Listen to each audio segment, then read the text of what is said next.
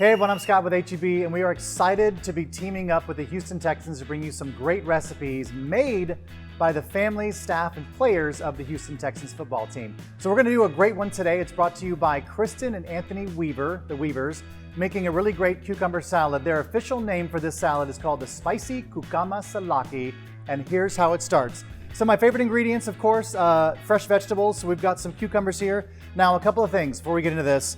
You can cut this by hand. There's a couple different options for cucumbers you can use. You can use the standard cucumber, which is great. You can peel it and cut it, which is great. Otherwise, if you wanted to use an English cucumber, or even a Persian cucumber, you can actually leave the skins on because they're a lot milder, they're a lot less tough, and they're completely edible. I went ahead and just used the old regular cucumbers because you can find them pretty much at any HEB. I've gone ahead and peeled them. Some red onions are also joining the party, but the ingredients are really simple after that. It's basically some garlic, the base of the kimchi, so the kimchi liquid, a little red wine vinegar, white wine vinegar, and I'm just gonna add a little bit of dill to kind of garnish this whole thing off. That's it, so we'll get started. Now, you can chop these by hand, or if you frequent some HEBs, most HEBs will have a mandolin. Now I'm using the thin setting on the mandolin. You can obviously use a thicker setting if you wanted to, but just to show you, you get these nice little paper thin wafers. Again, cut it thicker, cut it thinner, however you like. Mandolin goes aside.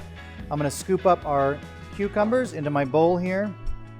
All right, so the next ingredient obviously is our red onions. I've gone ahead and done that. So it's about a quarter cup to a half a cup. I'm just got a little more. Obviously, the more onion flavor you like, just add a little more. So I'm gonna add, that looks about right for what I'm gonna do. So now we're gonna mince garlic. So instead of trying to cut it real small, I just take a zester and just zest it right inside. And what I like about grating the garlic or zesting the garlic into this is it's immediately going to kind of just merge with everything. All right, so I'm gonna give us a quick toss just to kind of mix it up before I add all my wet ingredients.